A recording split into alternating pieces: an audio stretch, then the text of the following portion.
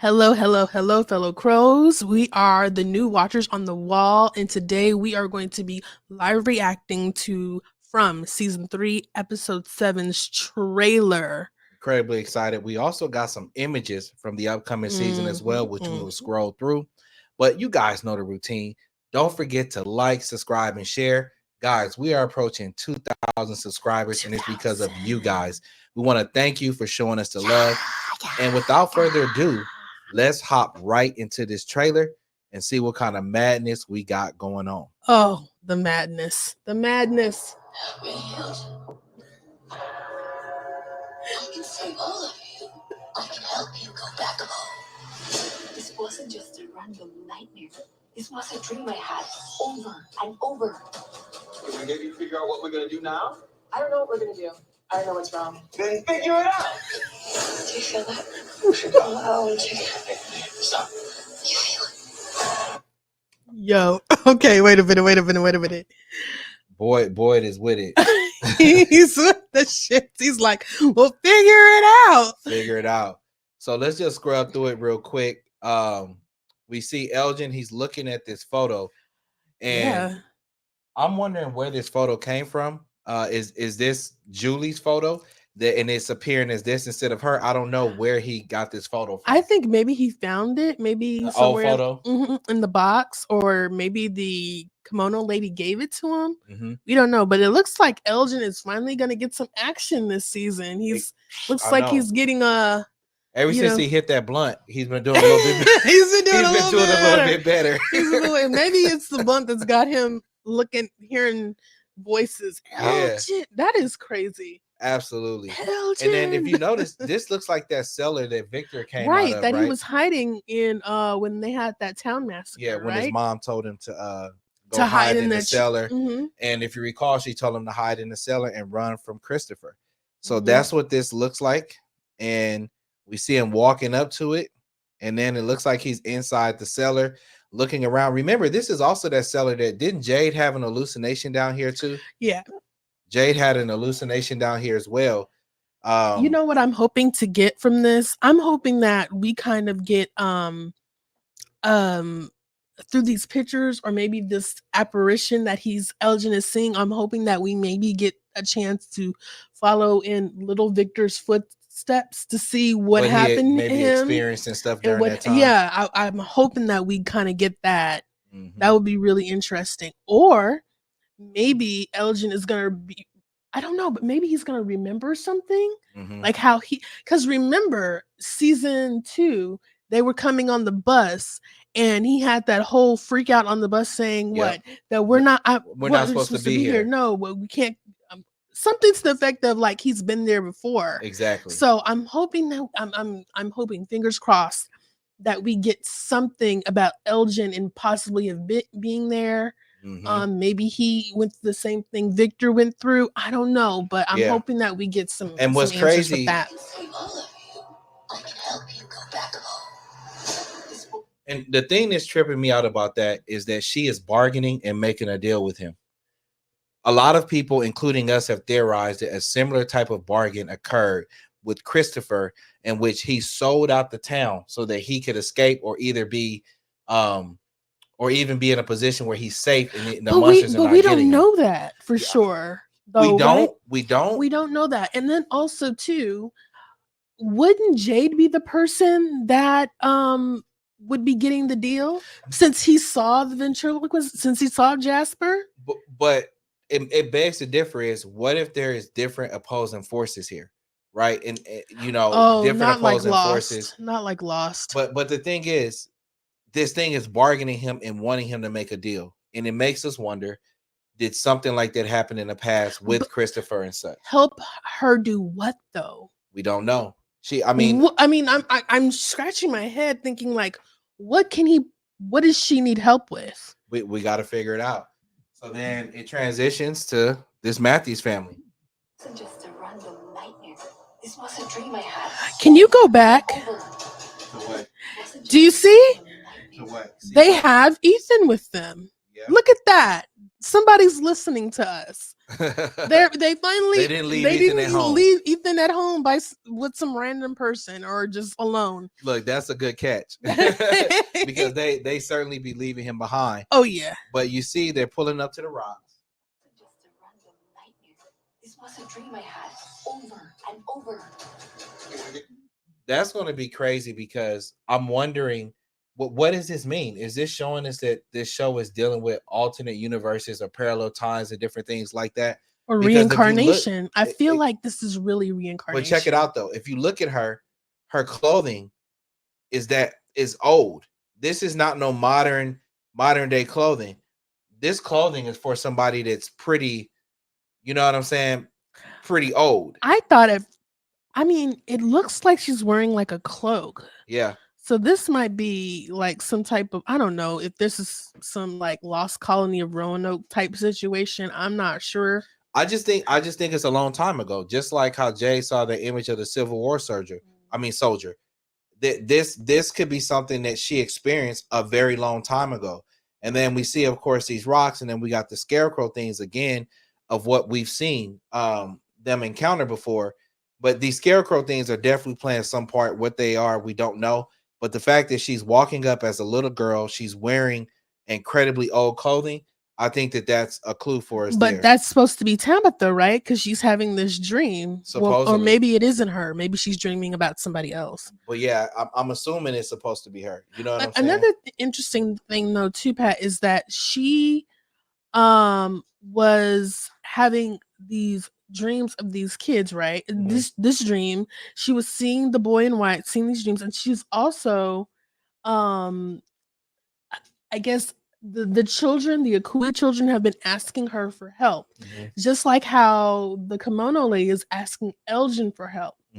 And wasn't not Julie, but Sarah? Didn't Sarah go through the same thing? In what way? In the first season? What did she go through? Well, remember she I believe, if I remember correctly, she said that she was hearing voices, and remember she was being told she was being told to kill the people in the right? She had the worms in her arms and stuff. Kill the boy, right? Kill the boy, and then not just the boy. When Jade got there with his partner, she killed him, and she killed one of the nurses. So she was just killing people. So maybe she made a bargain too. I don't know, but this is I would assume so. Maybe she was feeling like if she committed those atrocities that it would get her out of the town, and I think that's what we see happening in the town.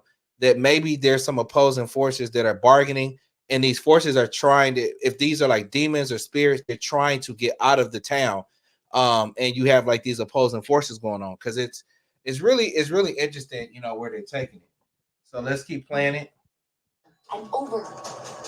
Did you figure out what we're gonna do now? I don't know what we're gonna do. I don't know what's wrong. Then figure it out. So Boyd, I mean, that looks like the scene that was right after they finished, you know, giving the ultrasound, and the results are not what they were expecting it to be. How dare you yell at Christy? She has a messed up foot. Okay. But like I said, we've talked about how we think that this is going to force Boyd to have to make a tough decision, because if this woman is not pregnant and it's not Pica that's causing her to eat this weird stuff, then there has to be a more sinister thing that's going on. I don't think it's Boyd who's going to have to make the decision. I think it's going to be Ellis. Yeah, who's going to have to make a decision. But we don't know what is happening yet. I mean, why don't we just see? Why don't we just let her continue to eat the rotten food? Nah, and see what happens. But check this out. What if, and they were talking about this, what, in episodes 1, 2, and 3, they were talking about trapping a monster, and they've just completely left that idea.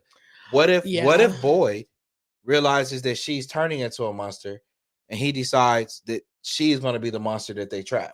What other evidence, though, would they have about her trapping a monster, though? Besides, I mean, unless she... You mean trapping her as if she is a monster? Right.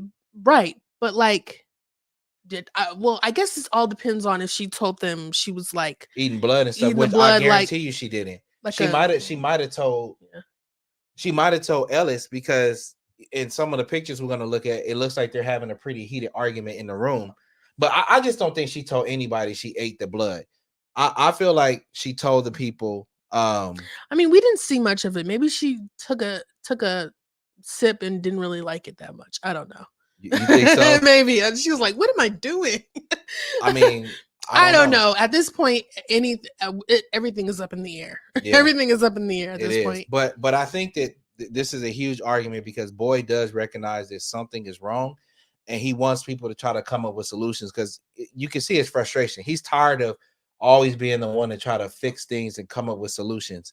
But they're setting it up, and there's a possibility. Like I said, we think somebody's gonna have to make a choice about her, whether they quarantine her, lock her up, or either have to kill her, or she takes her own life, and so that Ellis doesn't just have to like do that. the thing with the box. You know, they had their rules and regulations. You nail down the windows, you put the talisman up, you close your shades, you if you have children, you nail down the windows, you don't open the doors. That's, you know, they have all these rules, right? And if you let the door open, your family got killed, or I mean, I don't know the rules about that, but if you left the door open and somebody got killed, it was your fault To go in the box. then you would go in the box, right? So they need to go back to having rules about what is happening. There's just too many unknown factors for them to just let Fatima just be walking around here eating rotten food. I agree 100%.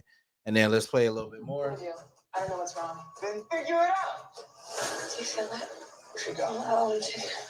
Stop. So my thing was, how did they figure out to go over there? I think they're still high. Remember the last time we saw those two in the last episode, they were getting ready to smoke a J, right? And so I think they're just high. I think Julia's high and they're just like they stumbled onto that Stargate, I like to call it. That's what it looks like to me. But that's the place that Boyd is, you know, got out of when he was transported into the chimney.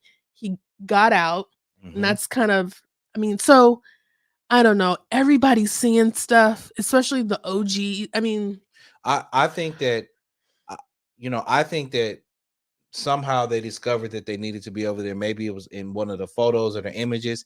But if you recall, when Boyd went over there to that location, he couldn't enter until he struck that match against he had to light the fire on that thing, and that's what allowed him to go in the tunnel. But it is interesting that they're talking about that they could still feel something, and that they've decided to become like an alliance to try to figure things out. Because didn't Boyd see a vision of them chained up on the walls? Right? No, it wasn't a vision. They were in the caves, tied up. They were in the caves, chained up in the caves, and they were screaming. Their eyes are wide over. The ballerina was in the cave. The music box was playing in the cave. So Boyd knows that that's where they were.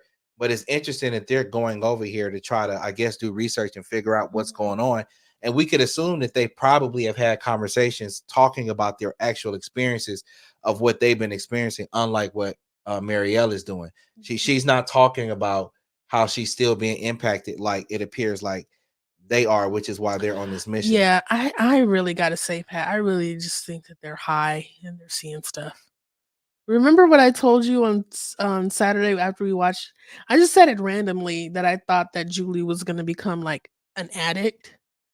And I say that because she's what, a 16-year-old kid with horrible coping mechanism. I mean, what 16-year-old who has healthy coping mechanisms when it comes to being in weird, crazy, dangerous situations. So I think that her family's messed up. She has no friends. She's left everything she's known behind. She's not going to college and all the little stuff that, girls her age are like really excited about life. And now she's trapped in this town with these monsters and her parents who are assholes. And it's like, I need a way to cope. No, and I see her turning into a drug addict. Yeah, and Randall living in that clinic with the other, I don't know. I mean, I don't think that she's going to be a drug addict, but I think that she is coping. The one thing is, I don't necessarily fully trust Randall. Listen, there's going to be a reset in this town and another mass killing, and somebody's going to sell somebody out for this to happen. And I don't know if Randall's the guy. We don't know if he bargained with the monsters, the reason why they decided not to kill him. We got Elgin going into the tunnel, and the kimono lady is talking about bargaining with him. So we don't know. So let's just take a couple look at some of the pictures that are going to be released from episode 7. This, of course, is some images of the Matthews family. They're walking over there to that area where she had that vision where she said she was a child. And like you said, it's interesting. They finally decided to bring Ethan along. And it's probably because Julie, she's not at home. She's running around with Randall, finding those locations. So they probably had no choice but to bring him, which is, cool. And maybe Ethan actually does engage and make a difference in figuring stuff out. This looks like, maybe when Randall and Julie met up, and they're sharing their details. It looks like Julie is moving in. It looks like she's carrying something. Yeah. I mean, that is interesting that she has such a large bag. And it would be interesting to know what she has in there, but I doubt that. I don't know. I doubt she's, man, that would be crazy if she was moving in, right? And then, here's an image of Elgin, and he's looking at that image and making his way over to, that, I don't want to say dungeon, but making his way over there to the cellar, the location, to kind of see what's going on. And I'm wondering if the kimono lady is giving him visions and stuff of where to go. And does it look like the snow is melting? Yes, the snow is melting over here. It looks like it's melting over here. Or is it just melting all over the town? But it does look different than what we see in the town. Let me go back, because if we look over here, let's see what Boy got going on. When we saw him, if we even look here, it looks like the snow is melting. So and he's in the maybe town. Some time has gone by. Or the weather is shifting like crazy again. And then it's just some images of Jade and Ethan. They're kind of looking at some of these things here, I guess, questioning, trying to figure things out. And of course, here we got Boyd and Donna having a conversation. I wonder if he's telling her what's happening with Fatima, because nobody knows she's eating these crazy things. It looks like they told Christy and Marielle in there, but does everybody else know? And I'm pretty sure that Boy, this is something he would share with Donna, especially if she's living under the roof in Colony House, right? So, and like I said, I don't know about her.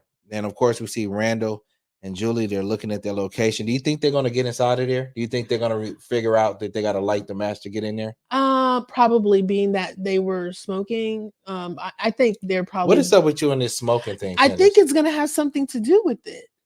I think it is, because if you have to light a fire and you have to light a match to smoke, that's fire. So they're going to see it and go in. Oh man! Oh, I can see that. So if they're smoking and they light. See, I'm not a J-head. Okay, that makes sense. Because I'm like, okay. Give me some credit. You clean that up. You clean. you definitely clean that one up. And let's look at a couple more. We don't actually. And then look, we got our friend. She's over here eating those nasty out of the compost fruits and vegetables, getting her grub on. And what's funny is in this image, to me, it looks like she's looking a little bit better in the face. Right. Because, she used to look really bad. Pallid. Yeah, like really peckish. bad. I wonder if I could. Oh, I can zoom in. But, she looks a little bit healthier here. You know what I'm saying? Which is. Or is it the lighting? It could be the lighting. Yeah, I think that's what it is. And then we got them. They're kind of in the apartment. It looks like she's, trying to recover.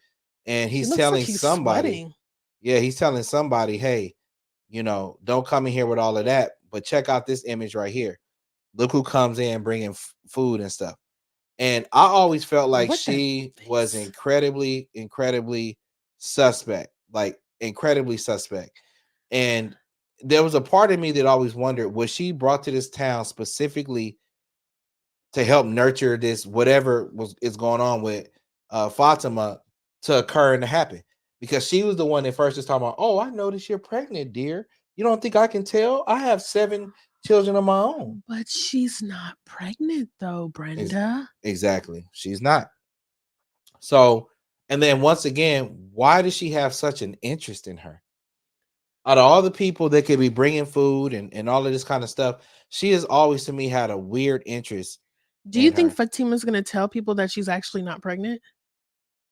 I don't know. That's a good question. Will people actually talk? Because she's not looking good right here. She's not looking good.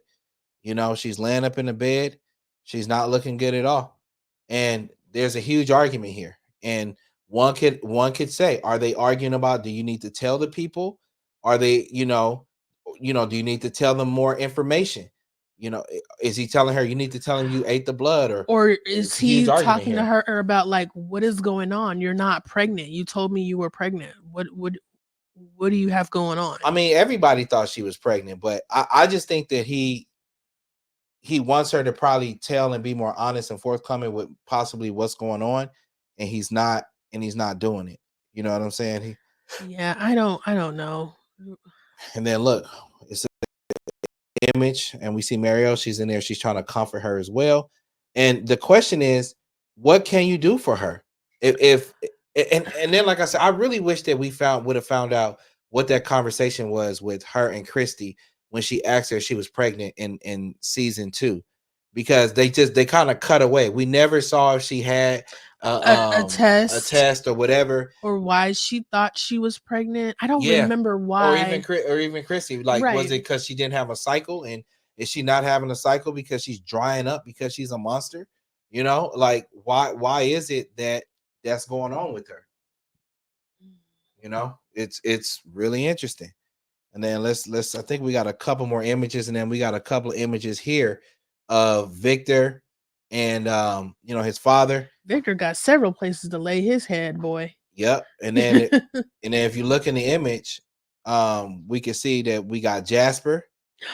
He's sitting in the background.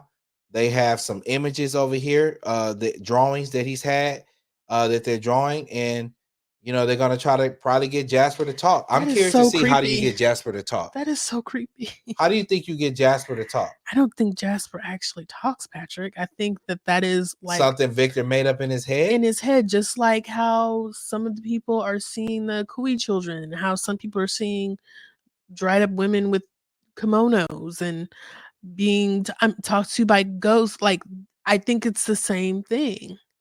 I don't know, man. I feel like Jasper is going to talk, but I think that when Jasper talks, I don't think he's going to talk around other people. I think that just like when we saw Victor seeing Christopher talk to him, Christopher was like in a dark area, almost as if he didn't expect anybody to come down there, and he was talking to him. So I think that if he does talk, he's going to talk to Victor, and nobody else is going to know, who he talked to. But it's going to be an interesting episode. Yeah. We've only got 3 more after this, 3 more episodes to go. I need some things to be, answered. Yeah. And it seems like there's going to be a lot packed into this episode. Like, it's going to be, I don't want to say action packed, but it's going to be the story might be moved forward a little bit more, which I'm excited about, being that we still have 3 more episodes to go.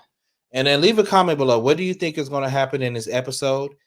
This coming forward. What are you looking forward to seeing? What do you think about some of my crackpot theories? I really like your idea that they're going to light up a blunt there, and that fire is going to. I'm going to make myself a foil hat, and every time I have a conspiracy theory, I'm going to put it on my head so you know that I'm on my bullshit. I like that. But don't forget to like, subscribe, and share. Please, or we Tomorrow, put you in the box. We got something amazing for you guys. We're going to have another great panel. You guys don't want to miss that.